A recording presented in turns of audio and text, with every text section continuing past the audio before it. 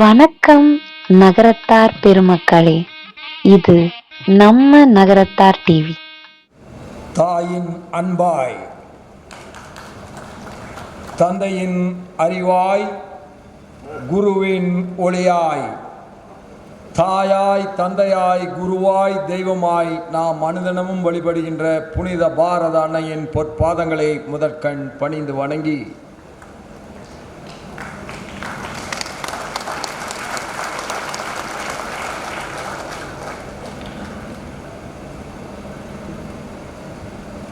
தர்மத்தின் வாழ்வுதனை சூது கவும், தர்மமே மறுபடியும் வெல்லும்.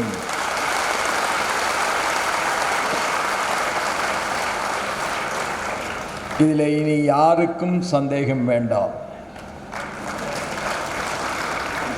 அதற்கு ஆதாரமாகத்தான் இந்த பிரம்மாண்டமான கட்டிடம் இந்த இடத்திலே எழுந்தருளி இருக்கிறது.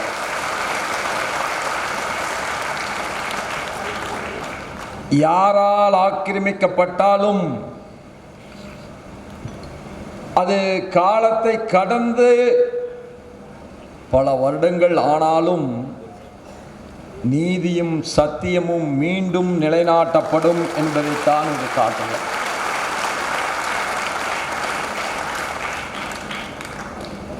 இருபத்தி 25 ஆண்டுகளுக்கு முன்பாக 2000 முதலாக நான் காசிக்கு வந்தேன், பாராளுமன்ற உறுப்பினராக. பிரஸ் கவுன்சில் ஆஃப் இந்தியாவினுடைய ஒரு சிறப்பு கூட்டம் வாரணாசியிலே வைத்திருந்தார்கள். அதுதான் என்னுடைய வாழ்வில் முதல் முறையாக நான் காசிக்கு வந்தது. காசிக்கு வந்ததை ஏன் மறக்க இயலவில்லை என்று சொன்னால், நான் என்னிடத்திலே இருந்த ஒரே கெட்ட பழக்கம், நான் ஒரு நான் வெஜிடேரியனாக 2000 வரை இருந்தேன். காசியிலே கங்கையிலே குளித்தேன். அதோடு என்னிடத்திலே இருந்து அந்த நான் வெஜிடேரியன் போய் நான் வெஜிடேரியனாக மாறினேன். भारत माता के श्री चरण कमलों में मैं नमस्कृत करता हूँ। धर्म को कुछ समय के लिए संकट हो सकता है, पर वो निरंतर नहीं है। उसका साक्षी भूत है ये इमारत।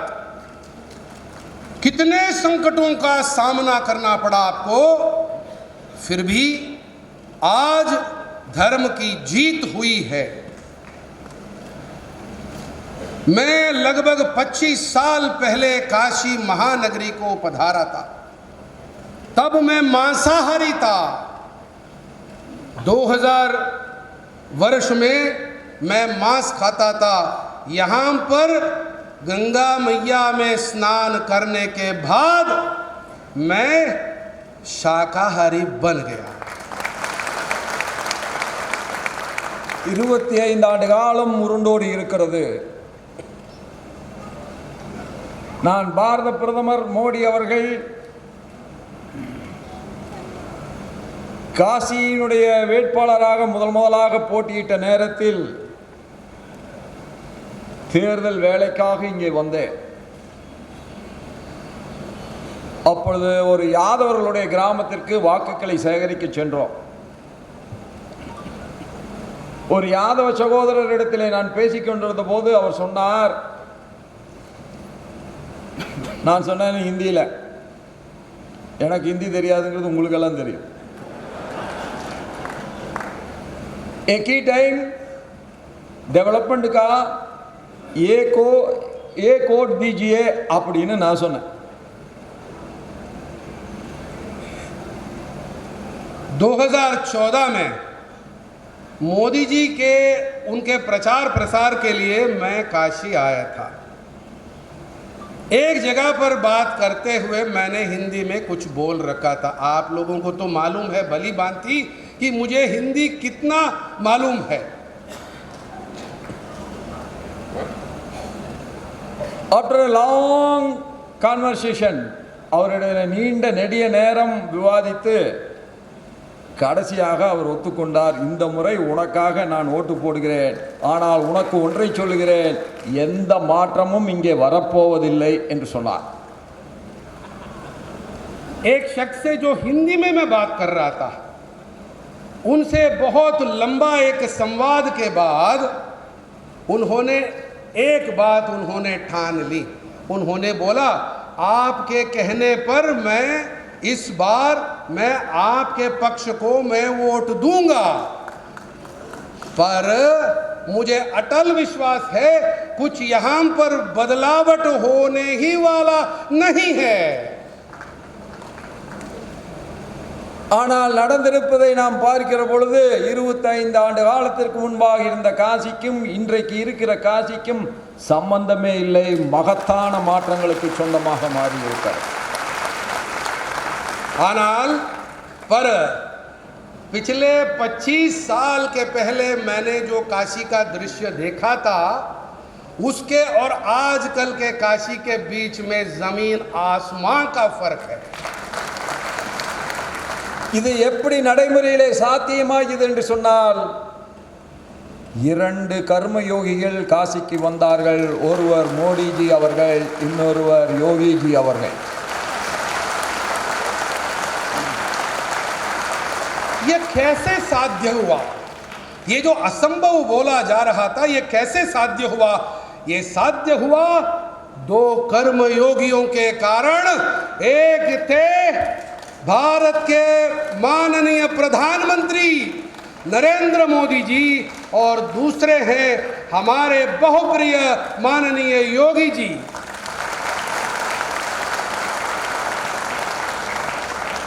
ஆக இதிலிருந்து நாம் ஒன்றை புரிந்து கொள்ள முடிகிறது. மனதும் முயற்சியும் இருந்தால் முடியாதது உலகத்தில் எதுவும் இல்லை. इससे हम ये समझ सकते हैं, बहुत सरल बात है, अगर प्रयत्नशील रहें और हमारा उद्देश्य साफ रहे तो कुछ भी असाध्य नहीं होता. எங்கே நகரத்தார்கள் இருக்கிறார்களோ அங்கே தமிழ் கலாச்சாரத்தினுடைய தனி முத்திரை இருக்கும்.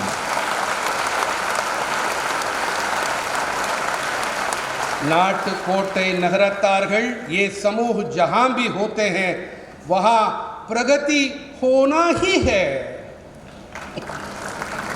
அங்கே தர்மம் இருக்கும், அங்கே சேவை மனப்பான்மை இருக்கும். இது இன்றைக்கு நேற்றைக்கல்ல, காலம் காலமாய் தொடர்கின்ற ஒரு மகத்தான சேவை அவர்கள் உள்ளத்திலே இருக்கிறது. அது இன்றைக்கும் தொடர்கதையாய் தொடர்கிறது. वहाँ प्रगति तक नहीं है, वहाँ धर्म होता है, वहाँ सेवा भाव होता है. ये अनादिकाल से ये श्रृंखला चलती आ रही है. கிள்ளி தருபவர்கள் அல்ல, அவர்கள் அள்ளி தருபவர்கள் என்பதை இந்த கட்டடம் இன்றைக்கு நிரூபித்துக் கொண்டிருக்கிறது. 60 கோடியில் ஒரு தர்மசாலை உயர்ந்து நிற்கிறது. ஆனால் கடன் வாங்கப்படவில்லை, நன்கொடைகளின் மூலமாக மட்டுமே உருவாகியிருக்கிறது. ये कम मात्रा में देने वाले नहीं हैं ये नाटकोटे नगर तो चटियारगढ़, ये बहुमात्रा में अधिक मात्रा में देने वाले समूह है.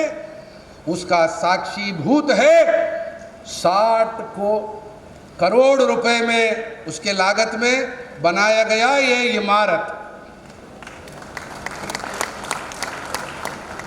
அப்படி இந்த இனிய கட்டிடத்தை, ஒரு கலாச்சார பிணைப்பை இணைப்பை தமிழகத்திற்கும் காசிக்கும் உருவாக்குகின்ற இந்த கட்டடத்தை திறந்து வைத்து இந்த விழாவிலே கலந்து கொள்வதில் நான் உண்மையிலேயே பெருமை கொள்கின்றேன், பெரும் மகிழ்ச்சி அடைகிறேன். तमिलनाडु और काशी के बीच में ऐसे एक कलाचार के एक बंधन का नींव रखने वाले ऐसे इमारत को का उद्घाटन करने में मैं अति प्रसन्न हूँ.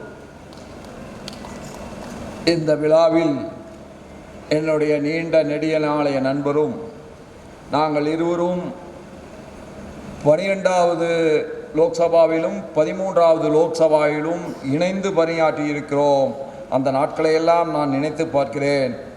அத்தகைய பெருமைக்குரிய நம்முடைய உத்தரப்பிரதேசத்தினுடைய முதல்வர் திரு யோகி ஆதித்யநாத்ஜி அவர்களே, உத்தரப்பிரதேச முத்திரை மற்றும் நீதிமன்ற கட்டணம் மற்றும் பதிவுத்துறை அமைச்சர் திரு ரவீந்திர ஜெய்ஸ்வால்ஜி அவர்களே, எத்தனையோ வேலைகளுக்கிடையிலும் அதையெல்லாம் ஒதுக்கி வைத்துவிட்டு இது தமிழர்களுடைய திருநாள் காசியிலே நடந்தாலும் நானும் அதிலே ஒரு அங்கமாக இருப்பேன் என்று இங்கே வருகை புரிந்திருக்கின்ற தமிழக இயற்கை வளங்கள் துறையினுடைய அமைச்சர் அருமை சகோதரர் திரு எஸ் ரகுபதி அவர்களே,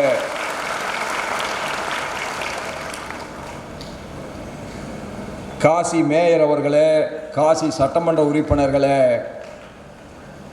திரு ஸ்ரீ காசி நாட்டுக்கோட்டை நகர சங்கத்தினுடைய நிர்வாகி சங்கத் தலைவர் லீனா நாராயணன் அவர்களே, நம்முடைய அருமை சகோதரர் அபிராமி ராமநாதன் அவர்களே, அருமை சகோதரர் எம்ஏஎம்ஆர் செட்டிநாடு குழுமங்களுடைய தலைவர் முத்தையா அவர்களே, ஸ்ரீ காசி நாட்டுக்கோட்டை நகர சத்திரம் நிர்வாக சங்க செயலாளர் திரு எஸ் கதிரேசன் அவர்களே, சோலார் வில்லேஜ் ஃபவுண்டேஷனுடைய தலைவர்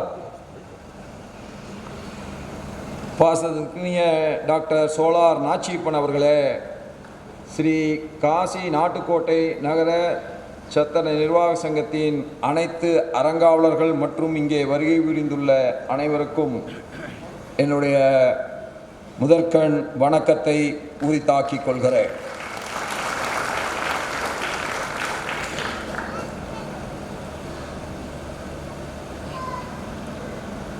ஓம் நமச்சிவாயா போற்றி என்று நாம் சொல்கிறோம்.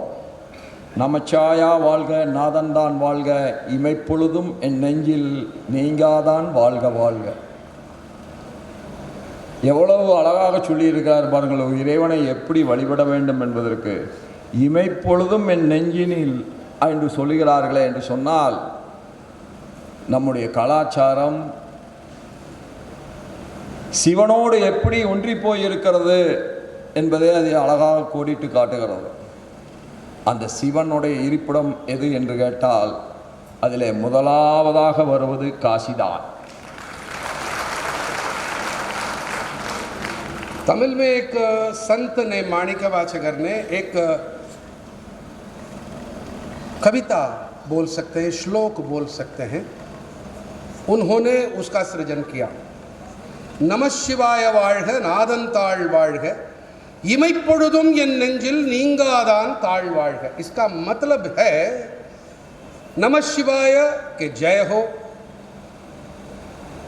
और पलक जपते जपकते समय तक भी मैं ईश्वर नमः शिवाय को, शिव जी को मैं भूलना मुझे नहीं चाहिए. ऐसा मुझे मौका अवसर प्रदान करो. यही प्रार्थना प्रारंभ वो माणिक्य वाचकर स्वामी करते हैं. நான் ஒரு சில வார்த்தைகள் இப்பொழுது இந்தியிலே பேசப் போகிறேன். நம்முடைய அருமை சகோதரர் மொழிபெயர்ப்பாளர் அவர்கள் அதை உங்களுக்கு தமிழிலே மொழிபெயர்ப்பார்கள். என்னுடைய இந்தி தவறாக இருக்கும், ஆனாலும் அதை அவர் சரி செய்வார் என்று நான் நம்புகிறேன். आज जब मैं इस पवित्र भूमि पर बहुत रहा था, दो मुझे सालों साल बिगड़े की काशी यात्रा याद आ गई.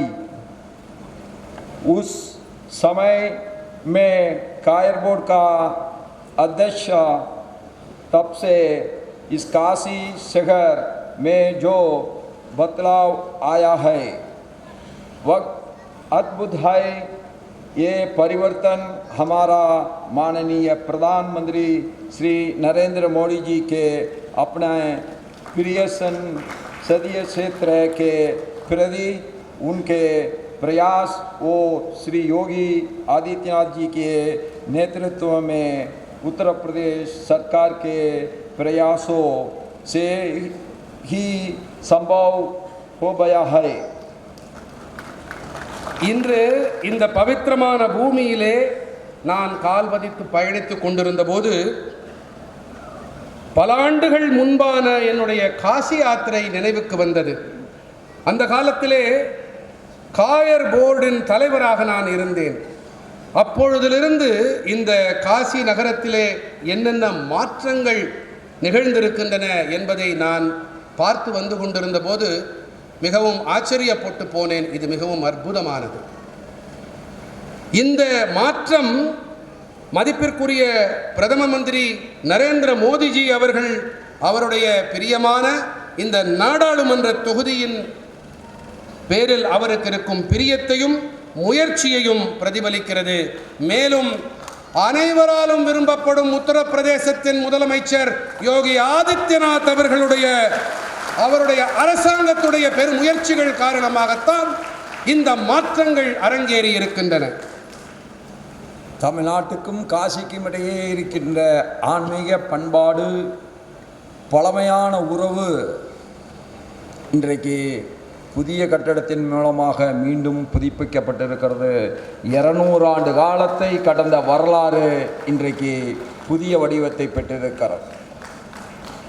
आज इस पवित्र काशी में एक सत्कार्य हेतु एक नव्य धर्मशाला इमारत का उद्घाटन समारोह में भाग लेने का एक सौभाग्य जो मिला है वो उससे मैं अति प्रसन्न हूँ और मुझे संतोष होता है.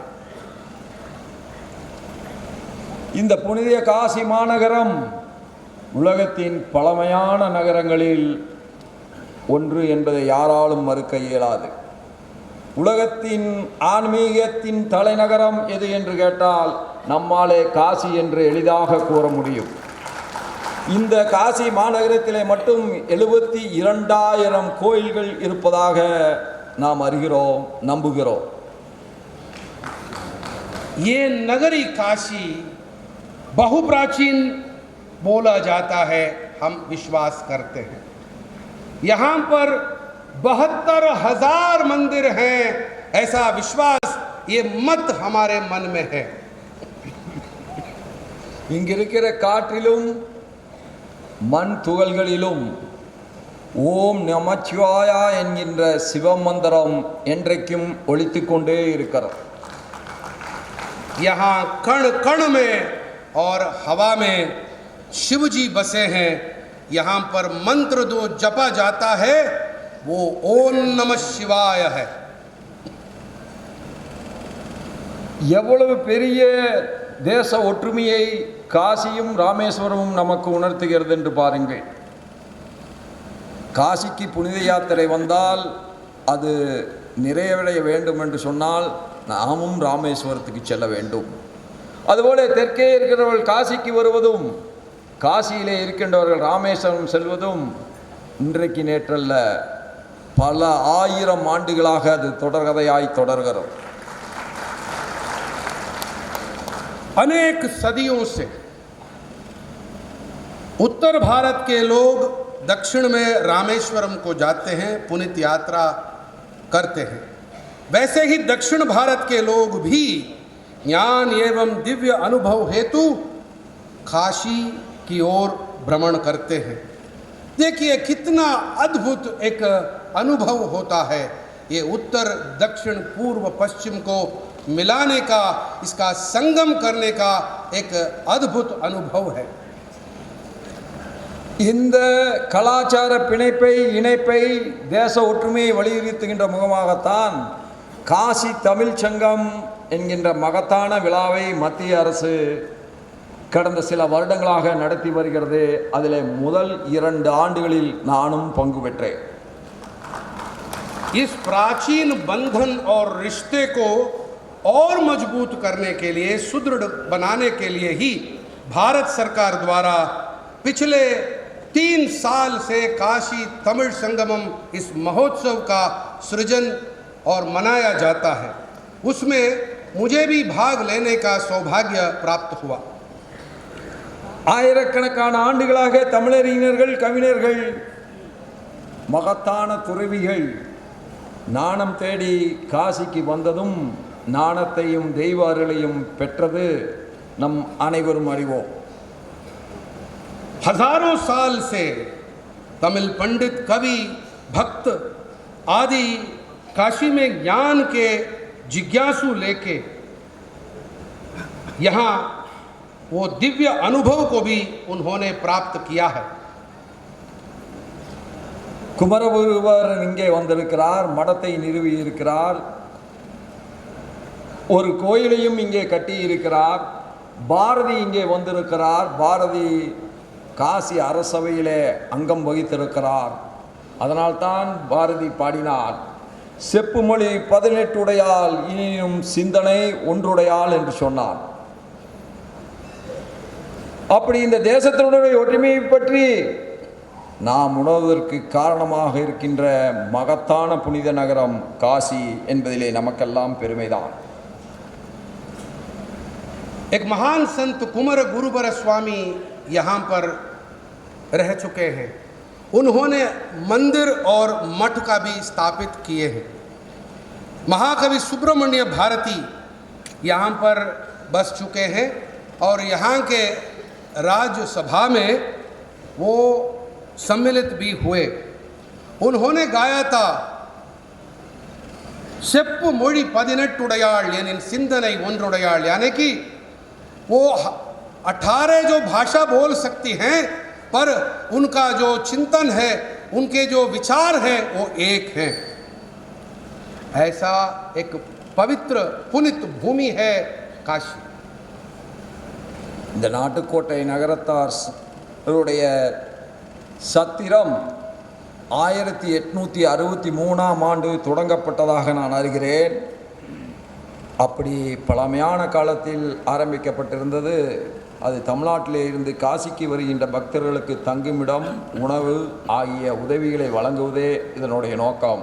அன்றைக்கும் சரி, இன்றைக்கும் சரி, என்றைக்கும் சரி, அதுவே நோக்கமாகும். यह नाटकोटे नगरतार छत्रम जो है 1863 में प्रारंभ किया गया है। ये तमिलनाडु से काशी को आ रहे भक्तों को रहने का स्थान, भोजन और अन्य सहायता प्रदान करने हेतु ही इसकी स्थापना हुई है। इस स्थापना का उद्देश्य उस दिन भी वही था, आज भी वही है और आने वाला कल भी वही रहेगा। ஜார்க்கண்டுடைய கவர்னராக நான் காசிக்கு வருகை புரிந்த போது நம்முடைய நகரத்தார்களுடைய அந்த சங்கத்திலே இருந்துதான் தினந்தோறும் பூஜை பொருள்கள் நம்முடைய காசி கோயிலுக்கு எடுத்துச் செல்வது வழக்கம் என்பதை நம்முடைய முதல்வர் அவர்கள், யோகி அவர்களும் குறிப்பிட்டார்கள். நான் இங்கே குறுக்கிவிட விரும்புவது, ஒரு நாள் அதிலே நானும் நடந்து சென்று, கவர்னராக அதிலே நடந்து சென்று இறைவனை வழிபடுகின்ற பெரு வாய்ப்பை அன்றைக்கு இருந்த நகரத்தார்கள் எனக்கு தந்தார்கள். நான் அதை இன்றைக்கு நினைத்து பார்க்கிறேன். जब मैं काशी आया था, हमारे बहुप्रिय मुख्यमंत्री जी ने ये इसका ब्यौरा भी किया कि काशी विश्वनाथ जी हों या विशालाक्षी जी हों, उनके समस्त पूजा सामग्री नाटकोटे नगरतार ने ही वो प्रदान करते हैं दैनिक रूप से। मैं इस कार्य में जब मैं आया था, उसमें भाग लेने का महासौभाग्य मुझे प्राप्त हुआ। वो नगरतार के कारण ही हुआ। मैं इसे याद दिलाना चाहता हूँ। அப்படி அந்த பூஜை பொருள்கள் எடுத்து செல்கிற பொழுது, எடுத்து செல்கிறவர்கள் மட்டுமல்ல, அந்த கடை வீதியில் அது செல்கின்ற வழியிலே நிற்கின்றவர்கள் எல்லோரும் சம்போ சம்போ சங்கர மகாதேவா என்று ஒலிக்கின்றதை நம்மாலே கேட்க முடிகிறது. அதனால்தான் இந்த வழக்கத்தை சம்போ என்று அழைக்கின்றனர். जब ये पूजा सामग्री को लेके जाते हैं, तब वहाँ रास्ते में जो भी लोग होते हैं वो शंभो शंभो शंकर महादेवा ये मंत्र का उच्चारण करते हैं। இதில் என்ன ஒரு ஆச்சரியம் என்று சொன்னால், அடக்குமுறையை 1942ஆம் ஆண்டு கட்டவிழ்த்து விட்ட ஆங்கில பேரரசு கூட, ஏகாதிபத்திய அரசு கூட இந்த சம்போ நிகழ்ச்சியை தடை செய்யவில்லை என்பதுதான் அதனுடைய மகத்துவம்.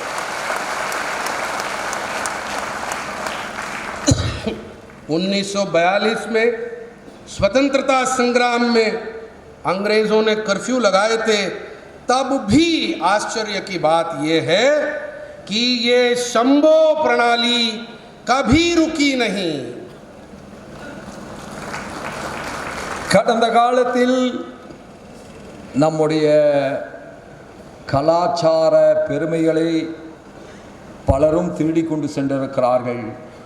நம்முடைய தெய்வங்களினுடைய சிலைகள் கடத்தப்பட்டு இருக்கிறது. சில பேர் கூட கேட்பார்கள், சாமிக்கு தன்னுடைய சிலையே காப்பாற்ற முடியாத போது மக்களை எப்படி காப்பாற்றும் என்று கேட்பார்கள். அது அப்படி அல்ல.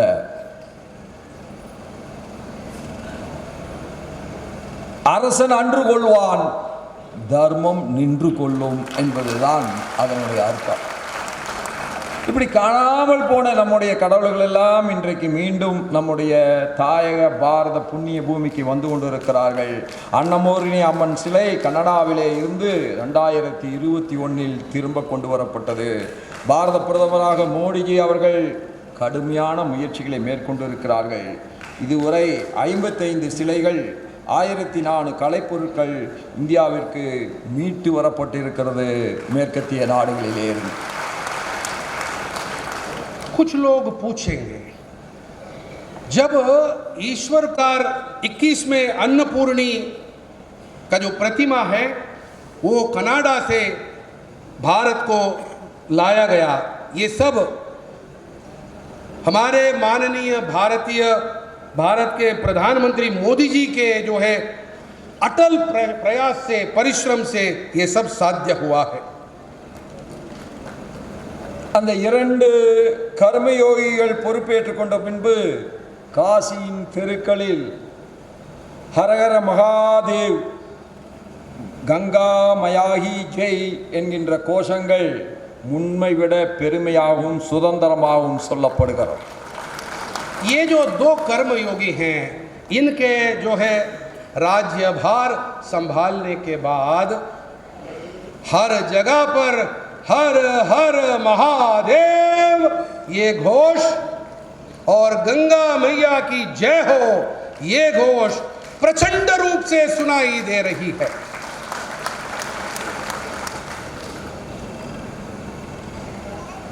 ஒரு சமூகம் தனக்காக மட்டும் வாழாமல் பிறருக்காகவும் பிற சமூகங்களுக்காகவும் வாழ வேண்டும் என்கின்ற உயர்ந்த சிந்தனைக்கு எடுத்துக்காட்டாக நம்முடைய நகரத்தார் சமூகம் இன்றைக்கும் என்றைக்கும் விளங்கி கொண்டிருக்கிறார். அவருடைய பணிகள் தொடர வேண்டும். எங்கே சென்றாலும், அது சிங்கப்பூராக இருந்தாலும் சரி, காசியாக இருந்தாலும் சரி, அது பர்மாவிலே அல்லல்பட்ட நேரமாக இருந்தாலும் இன்றைக்கும் கூட நம்முடைய தமிழ் முத்திரைகள் அங்கெல்லாம் பதிக்கப்பட்டிருக்கிறது என்று சொன்னால் அதிலே நகரத்தார்களுடைய பங்குதான் பெரும்பான்மையானது என்பதை யாராலும் மறுக்க இயலாது. एक समुदाय अगर केवल अपने लिए नहीं जीता है, परायों के लिए भी जीता है, तो ऐसा एक समुदाय का एक उदाहरण दें तो वो नाटुकोटे नगरतार समूह ही है। इनका संबंध वो सिंगापुर से हो या मलाय से हो या बर्मा से हो या काशी से हो, ये हर जगह पर तमिल और तमिलनाडु का जो छाप है छोड़ के आते हैं। இன்றைக்கு 1.5 கோடி ரூபாய் செலவில் சோலார் அமைப்பு இங்கே உருவாக்கப்பட்டிருக்கிறது. அது ஏறத்தாழ ஆண்டிற்கு 2.5 லட்சம் ரூபாய் மின்சார கட்டணத்தை மிச்சப்படுத்தும் என்று சொல்கிறார்கள். இந்த 2.5 லட்சம் முக்கியம் அல்ல, ஆனால் அது ஒரு பசுமை எரிசக்தியாக உருவாகி இருப்பதை நாம் பாராட்டியே ஆக வேண்டும். அதனால் நம்முடைய சகோதரர் நாச்சியப்பனை நான் மனதார பாராட்டுகிறேன். वैसे ही 1.5 करोड़ रुपए खर्चे में यहाँ स्थापित किए गए 76 सूर्य लैंप्स का उद्घाटन करने में मैं अति प्रसन्न हुआ। उसके लिए ये जो है ये केवल 25 लाख रुपए सालाना बचत नहीं करता है, पर ये ग्रीन एनर्जी का भी एक द्योतक है। उसके लिए मैं नाचियप्पन जी को मैं प्रशंसा करता हूँ। இந்த புனித நகரத்தில் மக்களுக்காகவும் பக்தர்களுக்காகவும் அர்ப்பணிக்கப்படும் இந்த புதிய சத்திரத்தை திறந்து வைப்பதிலும் அதை மக்களுக்கு அர்ப்பணிப்பதிலும் நாம் அனைவரும் பெருமை கொள்கின்றோம். இந்த முயற்சியில் பங்கு பெற்று அதை கடுமையாக உழைத்திட்ட அத்துணை பாரி வள்ளல்களுக்கும் என்னுடைய இதயத்தின் ஆழத்திலிருந்து எழுகின்ற நன்றிதனை காணிக்கையாக்கி நாம் வாழ வேண்டும்.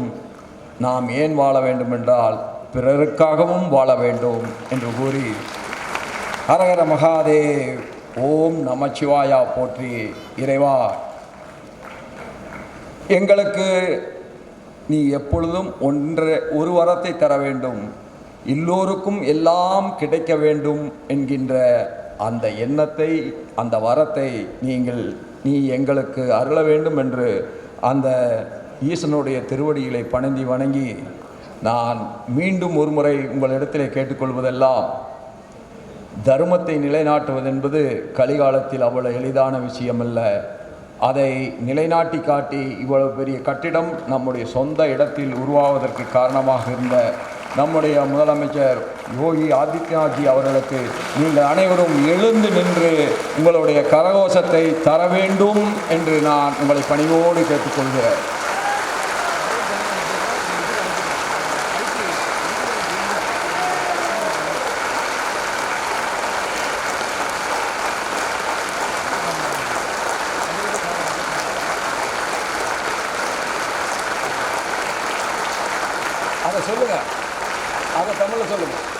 इस पवित्र नगरी, इसमें लोगों को और भक्तों को जो अर्पित किया जा रहा है, जो ये नव्य धर्मशाला है, उसका विमोचन करने में मुझे परम सौभाग्य मैं महसूस कर रहा हूँ। हम अगर जिएंगे तो हमारे लिए भी जीना है, बाकी परायों के लिए भी, अन्य लोगों के लिए भी जीना है। ये कलिकाल है, इस कलिकाल में धर्म का संरक्षण करना और सेवा भाव में हम अगर कोई सेवा करते हैं, ये भी बहुत कठिन कार्य है। इस कठिन कार्य में अपना सब कुछ प्रदान किए हमारे बहुप्रिय मुख्यमंत्री योगी आदित्यनाथ जी को आप प्रिय लोग कृपया खड़ा होके अपना तालियां बजाइए, अपना प्रशंसा व्यक्त कीजिए। உலகின் குருவாய் பாரதம் உயர்ந்திடட்டும். வாழ்க பாரதம், வெல்க பாரதம், பாரத் மாதா கி. நன்றி, வணக்கம், நமஸ்காரம்.